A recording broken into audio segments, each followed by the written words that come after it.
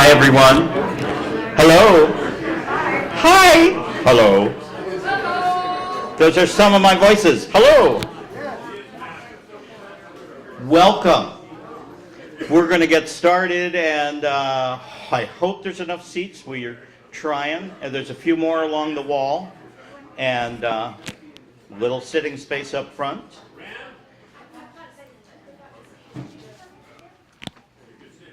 Hey, welcome to our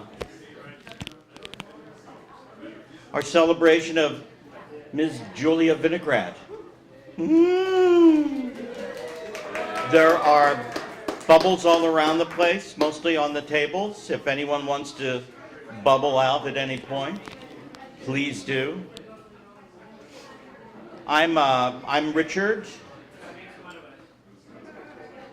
Hello, I'm Richard, and I'm not actually hosting. I just coordinated the event because lots of people were saying, "When's the memorial?" And I was like, "I don't know. When's the memorial?" And they were like, "When's the memorial?" And I was like, "Well, set up a memorial." And they were like, "When's the memorial?" So I set one up. And so this is memorial, or it's a wake if you want, or it's a hello, or it's a celebration. And you know what? It's sort of, if nothing else, an open mic for 50 people or something. And what better way to celebrate Julia Vinograd, you know, who is the queen of open mics forever. So I'm just hosting, but I wanted to say hi and welcome everyone, and tell you a couple of things, and then we'll get started. So this is Chapter 510 and the Department of Make Believe, which the sign says there. And that's a nonprofit that does youth literacy programs throughout the East Bay. They're awesome, and they've given us the space for free. They don't normally, and they were like, "We can't charge you for that." So that's, you know, wonderful, and that's why you know, we'll take donations at the desk if you want. But I think we're okay. We the door, by the way, locks if it slams shut, and we have someone guy has to sit out there the whole time. And if we run out of people, you know, we might need someone to sit there for a little bit. And does anybody want to volunteer? I'd love that. You could raise your hand for a second or something. Okay, thanks. And anyone else, feel free to say. I'll be at that front table most of the time.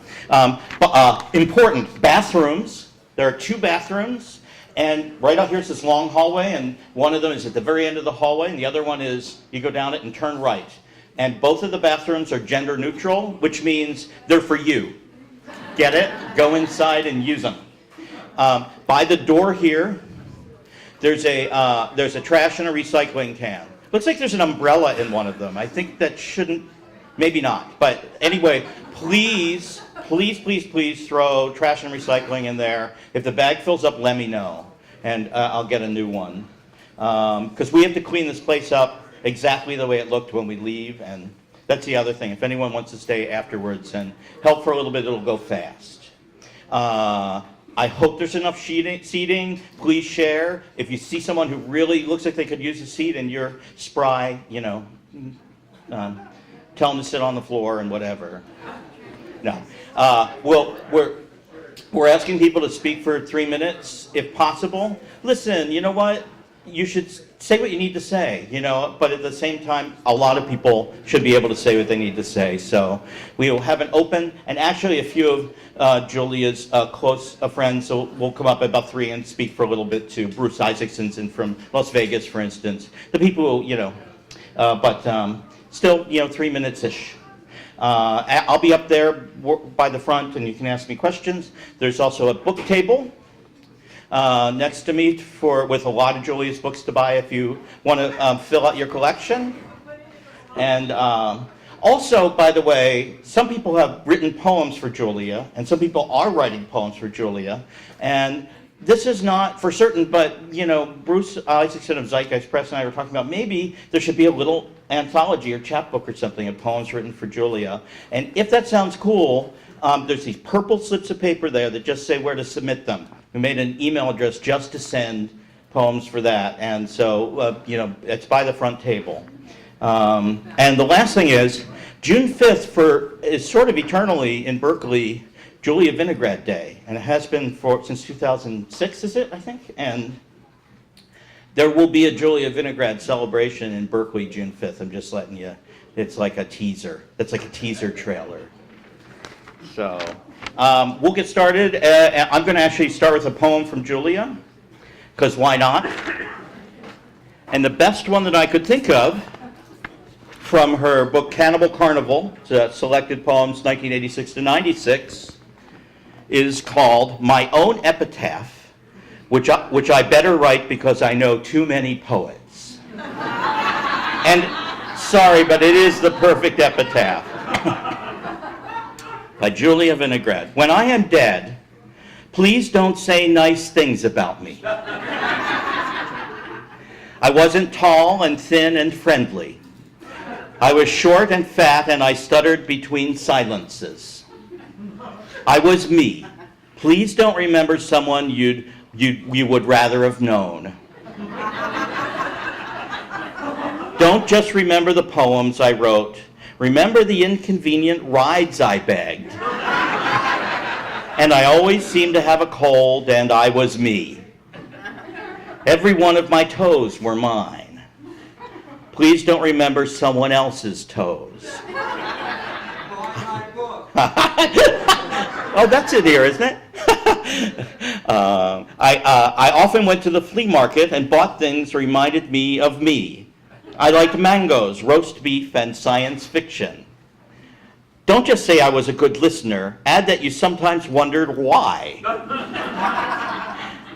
Don't make me a one-dimensional nice with a tragic story or two like everybody else. I wasn't everybody else. I was me. I carried a me black purse, wore a me black dress, and I had a bad leg, so I was usually looking for a place to sit down. I didn't smoke or drink or sleep around, and I was too shy to be a fascinating conversationalist, but I was very me.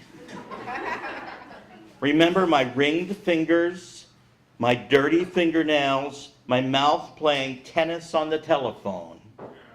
The way my leg brace squeaked when I went up to the microphone to read a poem. It was me the sun shone on. It was me who escaped the suburb and blew soap bubbles on the street. It was me whose parents died. In this poem, no one else's parents died because this is my poem. I loved filling up my room with me. I always read by naked light bulbs. I read late, very late, not just for the books, but so not to lose the time I was me in. I was the night watchman, and I knew the night was long, even when I was alive. Please don't say nice things about me when I'm dead. Don't treat me with respect as if I were a stranger. If I'm lucky, the poems will live. This isn't for the poems. This is for me. From God's dubious blessing to the buttons on my cap, to the god-awful cough in the back of my throat, I was a me, with my eyes. Remember. Yeah.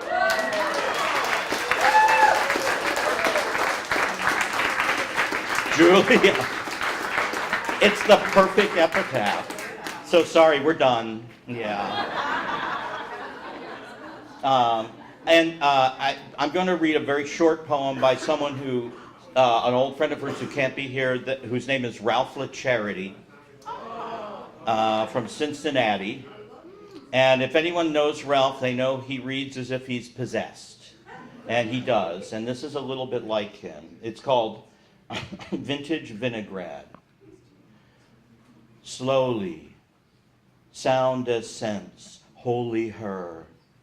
Saintly grit and thousand-eyed, one foot unclearly after the other, a wobble walk, a chapbook a week seemed like, a book every month so seemed like, seemed more so as she aged, wobbling slower, more obviously pained, an unclear tote to her days and that open reader posse that cheered her, buffered her, made her wobble on, those thousand eyes at her wrist on her fingers, her telegraph ears that constanted writ. Oh, how we heard you openly, Julia, that you were wry as ever will, witty but real, so close we wept, quiet in her every wake, even then.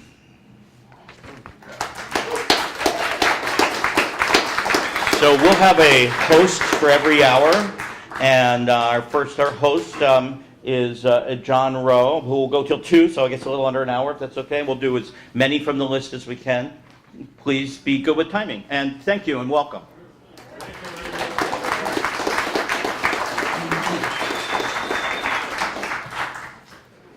Hi, everybody. So I'm going to announce the person coming up as well as the person on deck.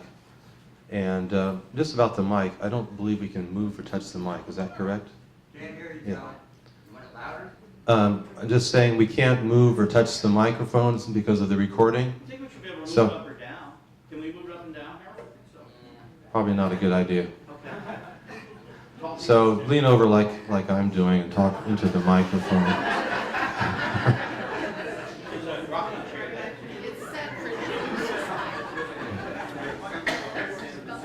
So, first person I'd like to invite up is Clive Matson. He'll be followed by Jack Foley.